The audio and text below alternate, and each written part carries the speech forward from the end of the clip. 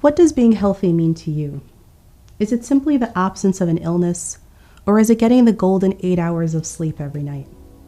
What about being able to effectively manage your stress, or fostering meaningful relationships with those around you? We often prioritize the physical aspects of our wellness, but this overlooks the multifaceted nature of our well-being. In pursuit of holistic wellness, it is equally important to consider social, emotional, intellectual, and spiritual facets that contribute to our overall health. Islam elevates the status of good health. The Prophet Muhammad ﷺ said and underscored the value of well-being by saying that it is the best thing we can have after faith. لم تؤتوا شيئا بعد كلمة الإخلاص مثل العافية فاسألوا الله العافية. You will not be given anything after sincere faith like wellness, so ask Allah for wellness. So we ask Allah, Allahumma inni as'aluka al-afiyata fi dunya wal-akhirah. Oh Allah, I seek wellness from you from this world and the hereafter. As Muslims, we know that good health comes and goes and isn't always guaranteed. We view our bodies as a trust and amana from Allah subhanahu wa ta'ala, a trust that the Prophet Muhammad sallallahu alaihi wasallam emphasized as having a right over us, demanding balance in our everyday lives. It is therefore our duty to make conscious efforts to take care of the wellness of our minds, bodies, and souls. This extends beyond the mere avoidance of harm or abuse, but necessitates the active nurturing of our health, treating this blessing with respect and the care that we are entrusted to give.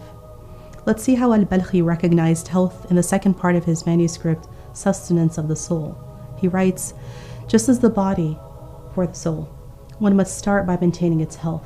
If healthy, by securing the serenity of its faculties or regaining its health if lost. So the one who wishes to preserve the calmness and harmony of their soul should avoid stirring up any of its faculties. When we turn inwards, the first step is to ensure a healthy state of the soul. If the soul is already in a healthy condition, we must work towards maintaining it. This can include engaging in practices such as prayer and self-reflection, building emotional resilience to navigate the challenges we encounter. Al-Balkhi also emphasized that we should stay cautious of harming the soul, implying that we should avoid actions and circumstances that may impede our growth and well-being. In order to do this, al-Balkhi acknowledges that we have external and internal modes of prevention. What we understand from a holistic approach to health is one that incorporates physical, psychological, social, and environmental influences. It's what we consume, what we listen to, whom we interact with. All of these impact our wellness. Al-Balkhi's first mode of protection is to protect the soul from external influences. This includes being vigilant about what we hear and say, and how that may disturb us and give rise to symptoms such as fear, anxiety, lust, jealousy, or anger. In fact, we have simply a powerful protection from such external stimuli that many of you are probably familiar with.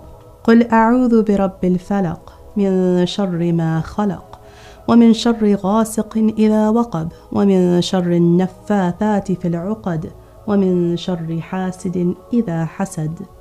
Say, O Prophet, I seek refuge from the Lord of daybreak, from the evil of what Allah has created, and from the evil of the night when it grows dark, and from the evil of those witches casting spells by blowing into knots, and from the evil of the envier when they envy.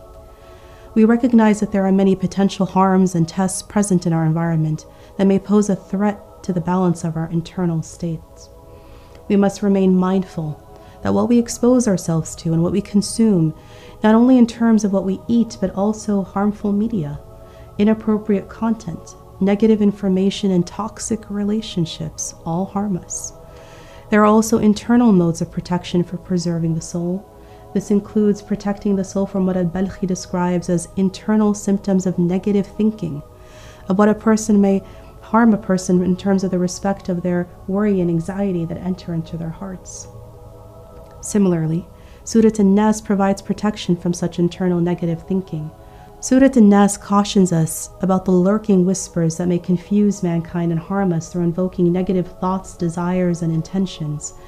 This underscores the importance of shielding ourselves from such harms. They may give rise to worry, distress, anxiety, and ultimately impact our hearts and minds. So how do we counteract these threats? A common technique in the field is to practice mindfulness. which is to monitor one's thoughts and feelings and redirect them to positive thoughts and actions. This can look like dhikr, or remembrance of Allah, when our inner selves are at risk. It can also look like stopping and acknowledging how we feel, taking deep breaths. These simple actions help us fortify our heart and mind, develop mental resilience, and shield us from worry and anxiety when we're being attacked by endangering whispers. Al-Balkhi also offers 2 modes of healing from negative thoughts. Number 1, he shares when in a peaceful state, one should condition their heart to understand that this dunya is not created to give people whatever they wish or desire without their being subjugated to anxieties and worries from harmful, unwelcome symptoms. One should realize that after this internal monologue of self-convincing that the inherent nature of this earth and what one should expect from this life is really that there are tests and trials. As Muslims, we recognize that everything in this life is a test, good and bad, and this life isn't meant to be easy, and that we accept the challenges we are meant to face. Right now, many of us are finding ourselves grappling not only with personal struggles but we are bearing witness to profound adversity that our ummah is facing. In these times of despair, many of us may ask ourselves, why did Allah create humans to so deeply suffer? But we remind ourselves that Allah subhanahu wa ta'ala said, أَحَسِبَ النَّاسُ أَن يُتْرَكُوا أَن يَقُولُوا آمَنَّا وَهُمْ لَا يُفْتَنُونَ. Do people think that once they say we believe that they'll be left without being tested? In fact, we remind ourselves to face these challenges with honor. That the Prophet Muhammad sallallahu alaihi wasallam said that if Allah desires good for someone, He afflicts them with trials, as is found in Sahih Bukhari. Not only that, but Allah reassures us, لا يكلف الله نفسا إلا وسعها. God does not burden a soul with more than it can bear. In acknowledging these truths, we become to realize that every trial and hardship is behind divine wisdom of Allah Azza wa Jal, who is Al-Alim, the All-Knowing. Remembering our purpose in this life, we will be tested with a touch of fear and famine and loss, and this helps us in strengthening our adversity and our resilience. The second tip that al-Balkhi offers is that individuals should train themselves to not overact to minor inconveniences or disturbances in social interactions. This, he notes, will train the individual to become more tolerable in their usual habits and have greater endurance towards frustration and encountering negative experiences. A timeless wisdom of the Prophet Muhammad sallallahu alaihi wasallam that he shared with the companions in advising them how to navigate their behaviors in times of frustration. He said, if one of you is angry while standing, then let him sit down. And if the anger won't leave them, then let them sit down, and otherwise let them lie down.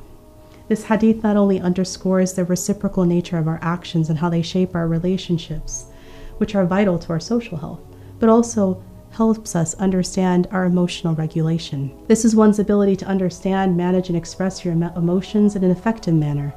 And it is crucial for general well-being, but also in fostering healthy relationships. We regulate our emotions so that we don't feel overwhelmed by our experiences. Developing emotional regulation means to develop resilience, that we're not paralyzed by fear, that we're able to deal with the challenges that come towards us with flexibility and help us to foster overall health and well-being.